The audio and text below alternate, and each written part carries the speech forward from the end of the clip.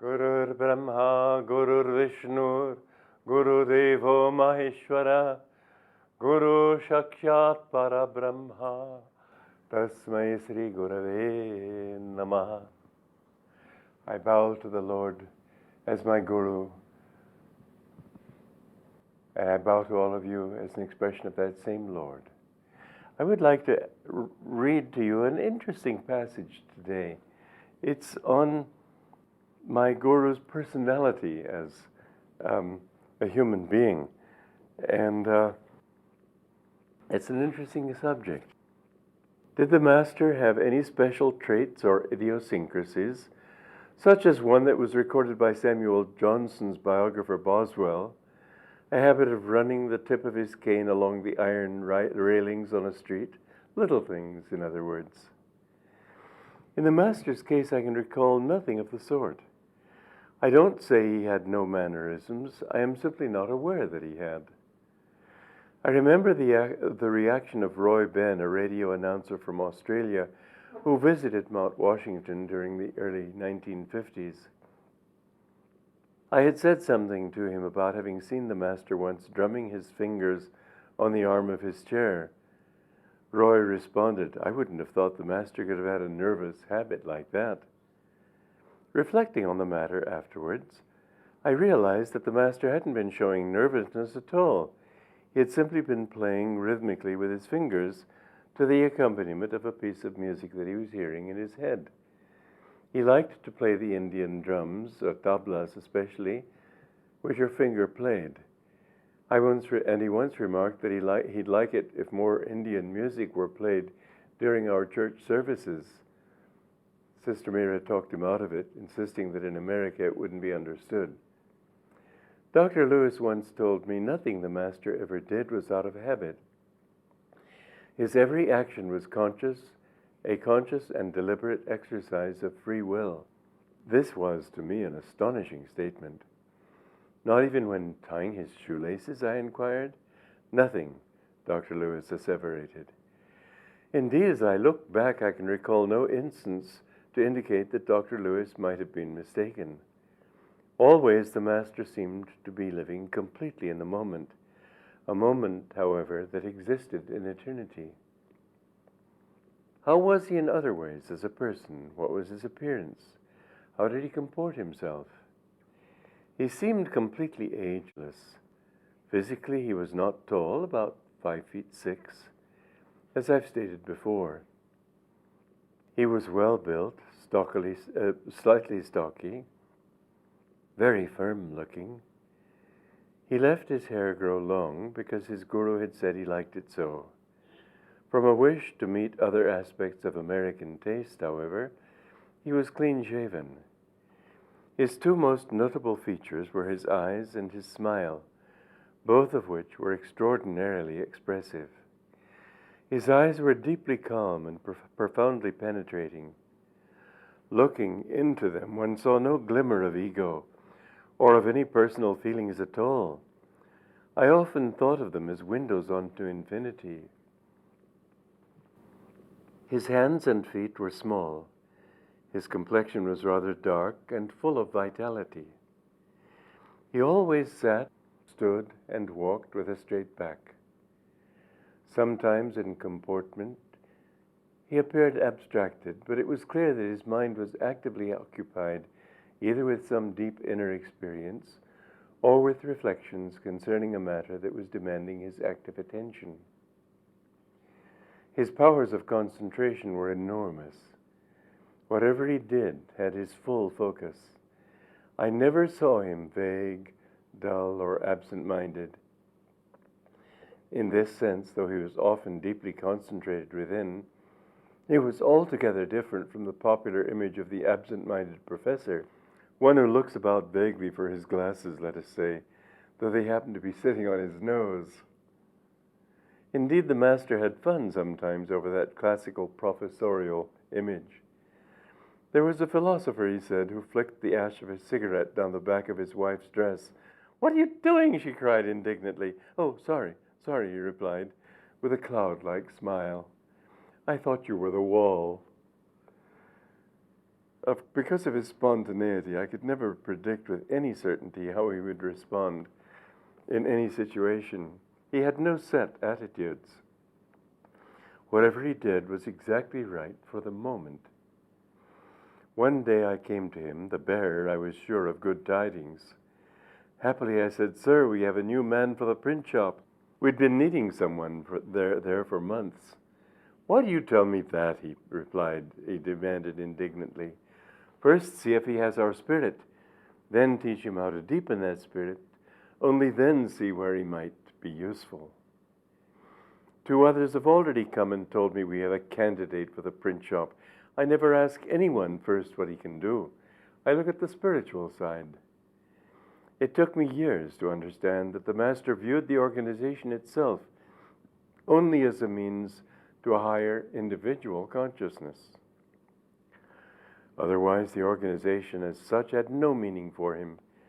He used to say firmly and with sincerity, "I could walk away from this work right now and never look back." "Believe me, sir," I replied, abashed by his rebuke about the new man. "His spirit is my concern, too. I didn't say it, but it was certainly what I meant." Perhaps I should have reported first that he said to me, "I'm glad to see that you all pray with such devotion." I had invited him to my meditation room, and together we had listened to recordings of Hindu devotional singing. He loved them. "That is what I wanted to hear," said the Master approvingly. I had yet to learn, however, to become more sensitive to the fact that he worked with intuitive insight above all. This young man proved on acquaintance to be only superficially devotional. The Master was kind to him and sometimes even teased him a little in a friendly way. Privately, however, he told me that he wasn't really suitable for this path. Not long afterward, our, quote, "new man for the print shop" left. When intuition develops, the Master said, you don't always know why you say and do things differently. But when you are in that divine flow, you are in tune with truth. Then everything goes as it should. They replied Thursday would be better. I didn't try to dissuade them, but as it happened, on Thursday it rained heavily. More and more, as one lived with him, one learned to listen to even the nuances of his speech. For although he rarely insisted on anything, his mere hint, if one listened, was often a sufficient warning. Now, this is a very important and interesting saying here, because all of us have a certain intuition of our own, and we need to learn to listen to that. He sort of helped to objectify it, crystallize it, so that you became aware. And of course, we, being undeveloped spiritually, or just on the way toward whatever it is that we can achieve in this lifetime, we would be having some, but not all of the same intuition. Nonetheless, the way to develop that intuition is to use it. And so listen to your inner voice, but don't do like so many people do. They sort of presume on an intuition that they don't really have. They sort of, it's their imagination. Don't be goofy. Don't be foolish. Use your common sense. Any intuition you have, always test it and make sure that it's true also. You have to apply common sense to intuition, and then you'll be able to really understand. Now, however, to come back to this fascinating question of his personality, I probably could have written a book. I did write a book about him. This is another book about him. But about that aspect of his being, it's a very interesting one. I don't know how much I could have written because I really did not see in him these qualities of personality that we attribute to people that we know usually. We cannot say that he was more rational than devotional than intuitive, that he liked this or he liked that. For instance, yes, he would have liked more Indian music in the church services, but he also loved Indian Western music. He loved the Blue Danube. He loved the Indian Love Call. He loved a number of other Western pieces that were not necessarily reminders of the Indian culture. he was adaptable. That was one of the reasons he was such a success in America, that that he didn't try to Indianize Americans, he tried to spiritualize them. And he was able to adjust, even coming in already with his character formed, if you want to put it that way, to adjust to the American way without becoming American. He was just always himself. And in that, he was able to see the qualities of the different, as he said in his last speech. This was at the banquet in honor of Ambassador Binoy R. Sen from India. And he said that we should take the best of every country and put all together. In this way, mankind can grow. Now, the wonderful thing about his personality, because he didn't have a personality in the normal sense, was that he wasn't committed to this way or that way. A good example is a skier. A skier, now you living in India, will not be particularly aware of what skiers do. I've seen a few films in which Indians are skiing, but most of India, except up in the Himalayas, doesn't have snow. Nonetheless, you can imagine it. You're going down a slope, and you suddenly come upon a little hill which they call a mogul in skier terminology. Now, if you've decided to take that hill to turn at that point, and suddenly this mogul comes and forces you to turn right, if you're already committed to turning left and you're leaning left, you'll fall.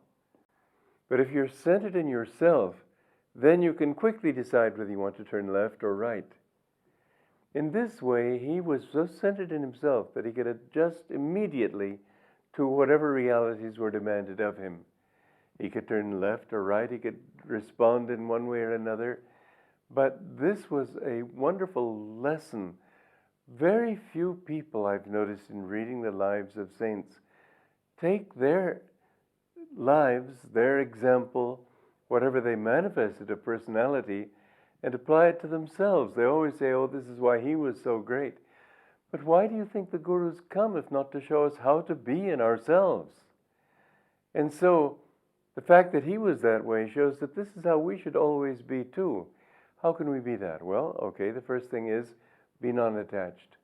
Don't commit yourself to anything, and that means not to be attached to anything.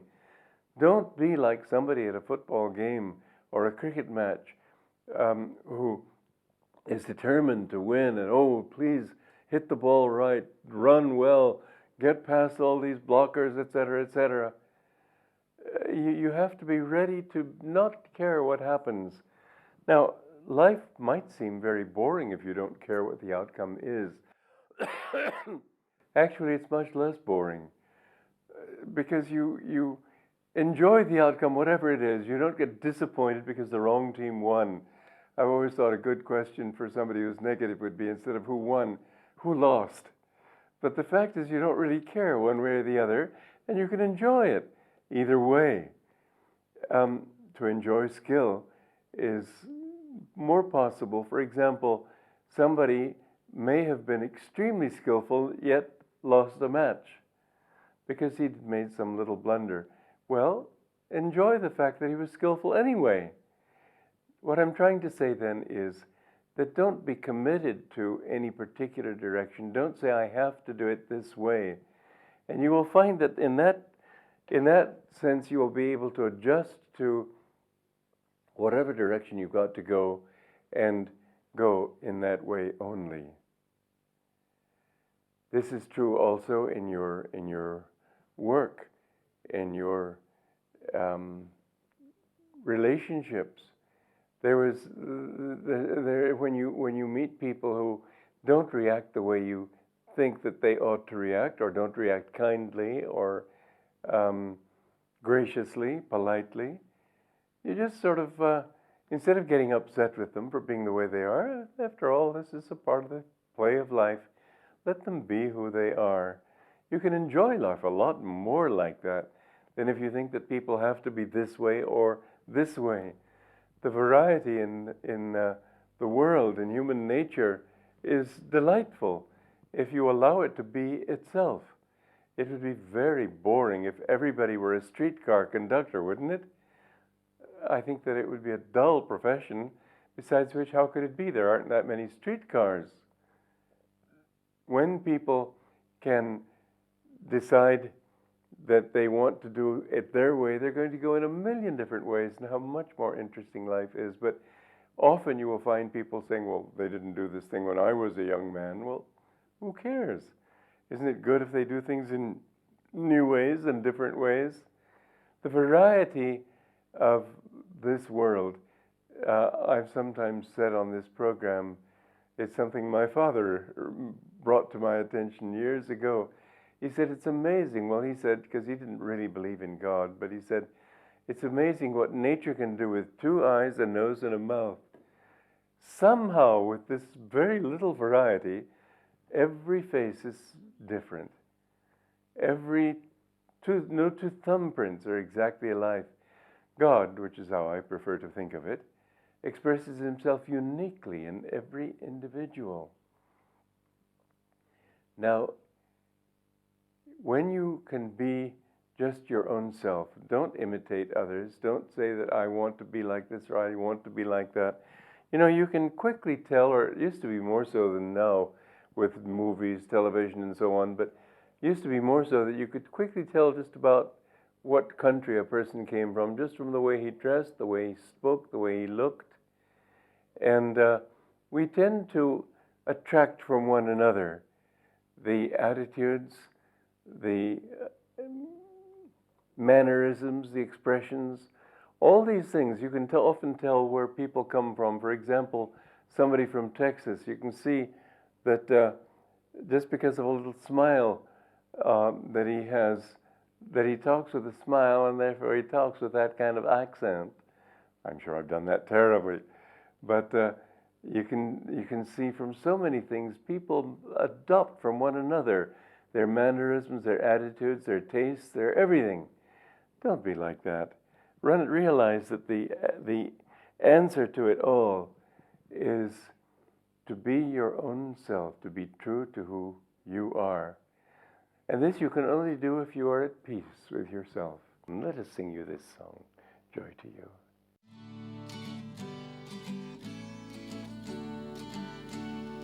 Father, now that I wander with thee, flowers and fields seem alive with thy joy. All that I own to thee I give, and now I sing in thy love I am free. Father, now that I dance in thy name, birds and animals share in my song. All my sorrows, all my merriment, join in music to set hearts aflame.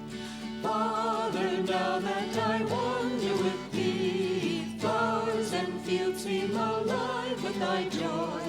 All that I own to thee I give, and now I sing in thy love I am free. Father, now that I dance in thy name, birds and animals share in my song.